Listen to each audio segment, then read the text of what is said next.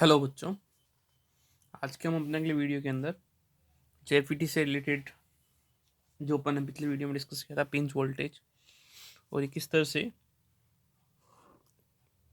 ID current के अंदर change करता है वो देखते हैं। क्या होता है कि अपन कोई भी जैसे ये अपन जेफीटी ले रहे हैं, सपोज करो ये एन चैनल जेफीटी है। तो इस एन चैनल जेफीटी के अंदर जो बाइसिंग करता है अपन, ठीक है ना, उसके हिसाब से अपन ड्रेन को रखते हैं हायर वोल्टेज पे प्लस, और सोर्स को रखते हैं अपन लोअर वोल्टेज पे नेगेटिव। ठीक है, तो इस केस के अंदर क्या होता है, जैसे अपन सपोज करते हैं कि अपन आई जी को अपन या वी जी एस को अपन रख रहे हैं 0 वोल्टेज। ठीक है, तो ये वी जी एस को 0 वोल्टेज पे रखेंगे। तो उस केस के अंदर यहाँ पे एक्चुअल में क्या होगी, रेजिस्टेंस जो है, ठीक है ना, वो इसका चेंज होता जाएगा। ठीक है, तो अपन जैसे इसको मान लेते हैं कि मैं 5 वोल्ट की बैटरी से इसको जोड़ देता हूँ। ठीक है, तो उस केस के अंदर ये जो एन चैनल जेएफईटी है, एन चैनल जेएफईटी के अंदर जो source to drain current move करेगी, ठीक है ना, यहाँ से वैसे इलेक्ट्रॉन मूव करेंगे यहाँ से, तो करंट तो उधर से मूव करेगी यहाँ पे। तो इलेक्ट्रॉन जैसे ही यहाँ से उसकी तरफ मूव करेंगे तो यहाँ पे धीरे धीरे क्या होगा, वोल्टेज रजिस्टेंस बढ़ता जाएगा। ठीक है ना, तो रजिस्टेंस जो है यहाँ पे कम था, अभी धीरे धीरे क्या होगा, रजिस्टेंस बढ़ेगा। ठीक है ना, यहाँ और रजिस्टेंस बढ़ेगा। ठीक है ना, और रजिस्टेंस बढ़ेगा। ठीक है, तो और आगे रजिस्टेंस बढ़ेगा। ठीक है, तो इस तरह से ये रजिस्टेंस बढ़ता बढ़ता यहाँ पे करंट की वैल्यू चेंज करता रहेगा। ठीक है, तो जैसे ये जो करंट है, रजिस्टेंस बढ़ेगा तो करंट क्या होगी, यहाँ पे डिक्रीज होगी। ठीक है ना, वोल्टेज यहाँ पे जैसे 5 वोल्ट की बैटरी कनेक्ट की, यहाँ पे 0 वोल्टेज है। ठीक है ना, तो 0 से 5 वोल्टेज वेरी करेगा यहाँ से वहाँ। ठीक है, तो इस केस के अंदर जो अपनी करंट होगी वो इस तरह से वी डी एस के साथ में बढ़ेगी। ये वी डी एस वोल्टेज है। ठीक है, वी डी एस वोल्टेज है और ये आई डी करंट है। ठीक है, तो इसकी करंट कुछ इस तरह से बढ़ती है, फिर ये कुछ ऐसा कर्व होता है इसका। ठीक है ना, ये कर्व फिर आगे ये एकदम ऊपर चला जाता है। ठीक है ना, ये ऊपर चला जाएगा। तो किस तरह से होता है, ठीक है ना, यहाँ पे अपन इसको 3 रीजन में बांटते हैं। ठीक है ना, ये जो होता है ये लीनियर रीजन है, इसका मतलब यहाँ पे जो जे एफ ई टी है वो प्रतिरोध की तरह वर्क करता है, ओमिक सर्किट की तरह वर्क करता है। ठीक है, तो इनके बीच में सीधी रेखा आती है। ठीक है, और इसको अपन एक तरह से क्या कहते हैं, इसको अपन एक तरह से रेख के क्षेत्र भी कहते हैं, रेख के क्षेत्र। ठीक है, और ये जो है ये संतृप्त क्षेत्र है। तो यहाँ पे क्या होता है कि जो ये धारा है, कौन सी आई डी धारा है, वो क्या होती है, नियत रहती है। ठीक है, और इसके बाद में एकदम से क्या होता है कि इसके अंदर वृद्धि हो जाती है, तो इसको अपन भंजक क्षेत्र कहते हैं। ठीक है, तो ये भंजक क्षेत्र पे यहाँ पे एकदम से बढ़ जाएगा। ठीक है, एक बात अपन ने और वीपी देखा था इसके अंदर, पिंच वोल्टेज, वो क्या होता है उसको देखते हैं। ठीक है, एक्चुअल में क्या होता है कि अपन जैसे ही यहाँ पे वोल्टेज बढ़ाते हैं, धीरे धीरे वीडीएस के अंदर वृद्धि करते हैं। ठीक है, तो यहाँ पे ये जो डिप्लेशन लेयर है, ये डिप्लेशन लेयर कुछ इस तरह से होती है। ठीक है ना, मतलब ये एरिया बढ़ेगा और यहाँ पे थोड़ा कम रहेगा कंपेयर टू यहाँ पे। ठीक है ना, तो यहाँ पे भी यही चीज़ रहेगी। ठीक है, तो इस वाला क्षेत्र के अंदर ये जो है ये वृद्धि होगी और ये क्या हो जाएगी, यहाँ पे पतली होगी। ठीक है, ये विड्थ, ये जो चौड़ाई है इसके कंपेयर में क्या होगी, ये ज़्यादा रहेगी, ये कम रहेगी। तो जैसे ही यहाँ पे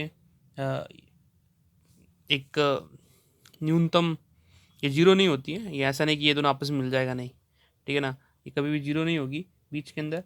ठीक है। लेकिन यहाँ पे इसको अपन डेल से भी लिखते हैं वैसे, ठीक है, ये डेल भी लिखते हैं इनके बीच की चौड़ाई को, ठीक है। तो ये जो डेल होता है वो नॉन जीरो टर्म्स होती है, ठीक है।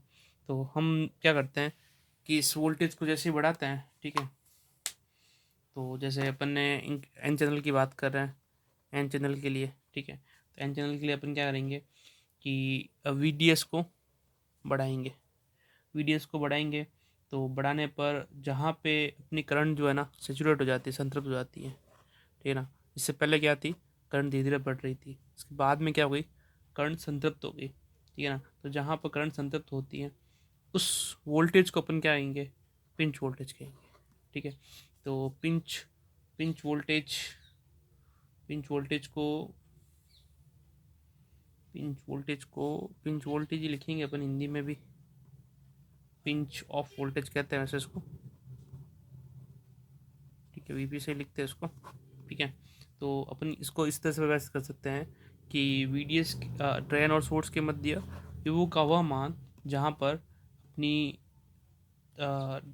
ये ड्रेन आई डी धारा, आई डी एस धारा, जहाँ पर अपनी ड्रेन सोर्स धारा सेचुरेट हो जाती है, संतृप्त हो जाती है, ठीक है ना, उसको अपन पिंच ऑफ वोल्टेज कहेंगे, ठीक है।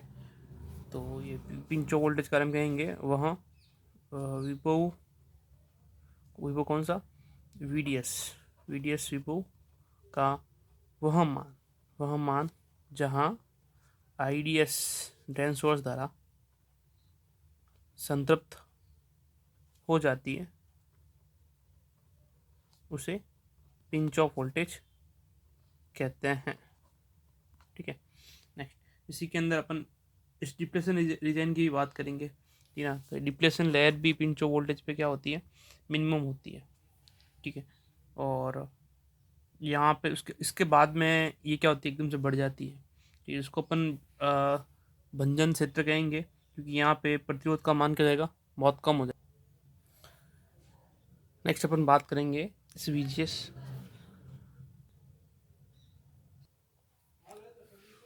तो अभी वीजीएस को 0 वोल्ट नहीं रख के इसकी वैल्यू चेंज करते हैं, ठीक है ना। कैसे, इसको अपन पहले माइनस देते हैं, लेस देन 0 वोल्ट करते हैं, ठीक है। वीजीएस की वैल्यू 0 वोल्ट से कम कर दिया, इस स्थिति में क्या होगी देखना, ये माइनस है, ये प्लस है, तो इस केस में हाँ ये क्या करेगा, ये रिवर्स पी जुड़ गया माइनस से, तो ये क्या हो गया, रिवर्स बायस हो गया। अब ये रिवर्स बायस हो गया, ठीक है, तो अपन जैसे यहाँ पे कोई भी जैसे -1 वोल्ट अप्लाई किया, ठीक है ना, तो रिवर्स बायस के केस के अंदर जो